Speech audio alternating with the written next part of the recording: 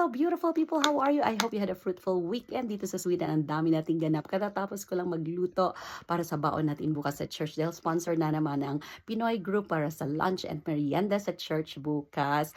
And nakapag-bond na rin tayo sa ating mga business partners for online meeting at ating mga future business partners din. Mega love shout out to Arian and Sis Alice na mag-friend sila. And ang ating future business partners, one from Denmark, the other one from Philippines. So, great talking to you. And ngayon, relax mo, nag-prepare tayo ng snacks para sa movie night nating family. Dali, samahan niyo ako, prepare tayo ng ating merienda.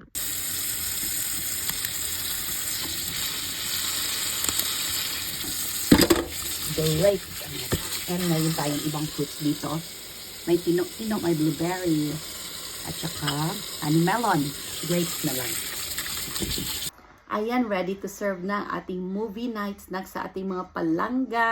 Kayo din po dyan, kahit gaano ka-busy, kailangan maglaan ng oras para sa family, especially kung walang trabaho. Para naman sa ating mga kababayang OFWs, maglaan talaga ng oras na tumawag sa mga pamilya na naiwan sa Philippines, especially mga kids.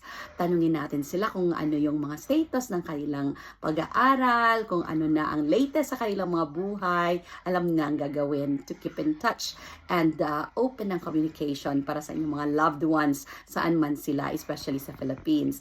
Okay, enjoy the rest of the weekend, everybody. Take care always and God bless.